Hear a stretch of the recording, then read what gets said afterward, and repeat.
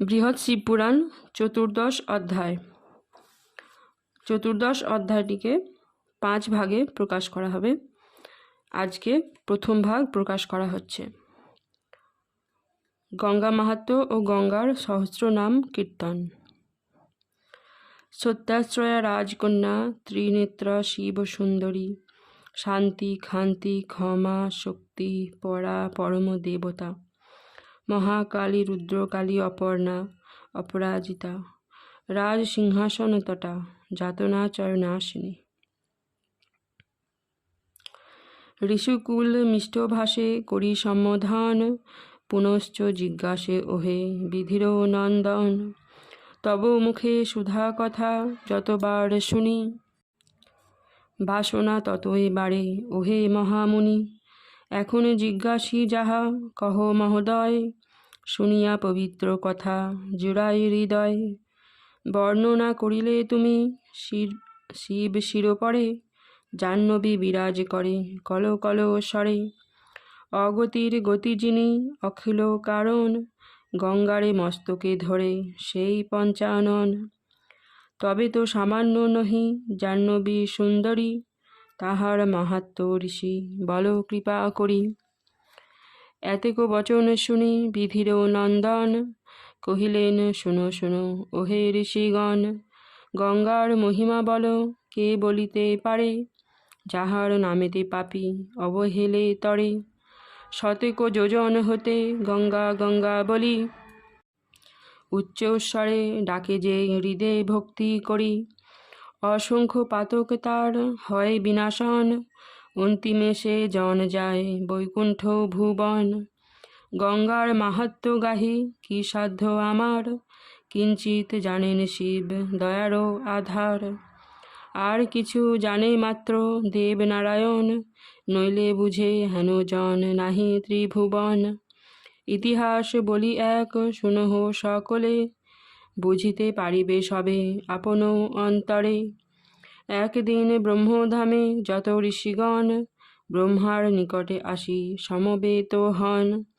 নানাবিধ কথা সবে কহে পরস্পর, ব্রহ্মারে জিজ্ঞাসা করে তাপস নিকর। গঙ্গার মাহাত্ম্য বল ওহে পদ্মজনী, বাসনা সবার মনে এই কথা শুনি।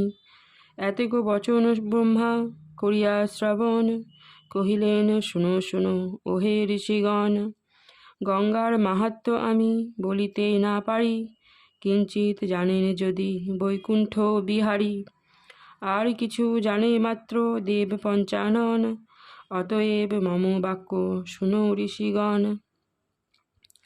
সকলে মিলিয়া যাও কৈলাস আগারে, জিজ্ঞাসা করহ সবে শিবের গোচরে। অথবা বৈকুণ্ঠে সবে করহ গমন, বলিবেন সভা পাশে দেব জনার্দন। এত শুনে ঋষিগণ কহে পুনরায়, শুনো ব্রহ্মণ্য নিবেদন করি হে তোমায়। শিবের সভায় মোরা করিতে গমন, কদাপিচ না পারিব ওহে পদ্মাসন। বৈকুণ্ঠে গমন মোরা করিতে নারিব, গঙ্গার মাহাত্ম্য তবে কিরূপে জানিব। অতএব শুনো বলি ওহে পদ্মাসন, তুমি নিজে কৈলাসেতে করহ গমন। অথবা বৈকুণ্ঠে যাহ অতি তরা করি, যথায় বিরাজ করে বৈকুণ্ঠ বিহারী। গঙ্গার মাহাত্ম্য তুমি জানিয়া সাদরে, তরা করি ফিরে এসো মোদের গোচরে। তোমার নিকটে মোরা করিব শ্রবণ, এই তো মোদের কথা বাঞ্ছা ওহে পদ্মাসন। সৃষ্টিকারী তুমি দেব কি বলিব আর, কৃপা করি পূর্ণ করো বাসনা সবার। এতেক বচন শুনি দেব পদ্মাসন, তথাস্তু বলিয়া প্রভু করেন গ্রমণ। প্রথমে কৈলাসে যেতে মনন করিয়ে, শূন্য মার্গে উঠে দেব হরিশ হৃদয়ে।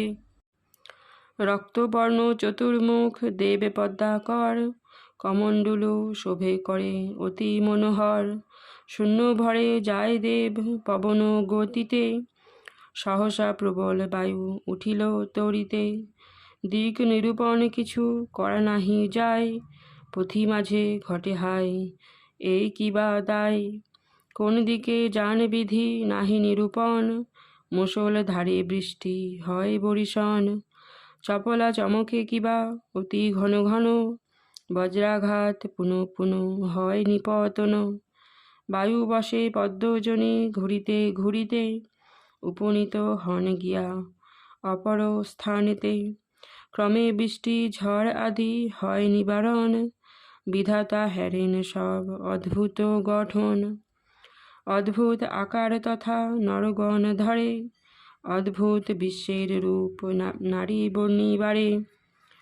হেরেন তথায় ব্রহ্মা আছেন বসিয়ে, চারিদিকে নানা ঋষি আছেন বেরিয়ে।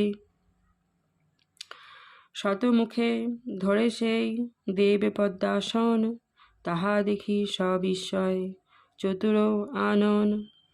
ধীরে ধীরে তার পাশে গমন করিয়ে, বসিলেন সভা মাঝে অতীব বিনয়ে। ধীরে ধীরে শতমুখে করে নিবেদন, নমস্কার ওহে বিধি শতেক বদন।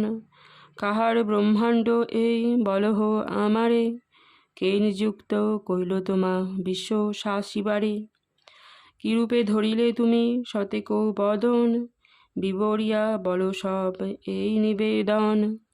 শতমুখ ব্রহ্মা কহে শুনো সৃষ্টিকারী, একমাত্র ব্রহ্ম যিনি সবারও উপরি। সকলই জানিবে বিধি তার অধিকার, তিনি বিনা কেবা কর্তা সংসার মাঝার। তাহার আদেশে আমি এই রাজ্যপতি, সৃজন পালন করি শুনো ওহে বিধি।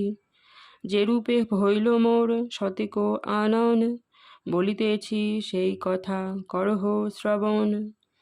ভূমণ্ডলে ছিনু আমি ব্যাধেরও তনয়, বধিতাম নিরন্তর পশু পক্ষী চয়। করিতাম বনে বনে নিয়ত ভ্রমণ, ধনুর্বাণ লয়ে হাতে ওহে পদ্মাসন। দয়ার কণিকা মাত্র না ছিল অন্তরে, করিতাম কত কাণ্ড স্বার্থ সিদ্ধি তরে। এই রূপে বহুকাল করিয়া যাপন, গঙ্গা তীরে একদিন করিনু গমন। জাহ্নবী তীরেতে এক ছিল তরুবর, পক্ষীর কুলায় ছিল তাহারও উপর। পক্ষী শিশু ধরিবারে করিয়া মনন, অবিলম্বে বৃক্ষপরি করি আরোহণ। শাখায় শাখায় বাহি উঠিয়া উপরে, হস্ত প্রসারিয়া যায় পক্ষী ধরিবারে। হেরো হেরো পদ্মাসন বিধির ঘটন, পক্ষী নীরে ছিল এক কাল ভুজঙ্গম। যেমন প্রসারী হস্ত পক্ষী ধরিবারে, অমনি দংশন সেই ভুজঙ্গম করে। বিষের জ্বালায় আমি ছটফট করি, জ্ঞান শূন্য হয়ে পড়ি গঙ্গারও উপরি। গঙ্গা গর্ভে আমি ত্যাজিনু জীবন, বিমান লইয়া আসে দেবকন্যাগণ।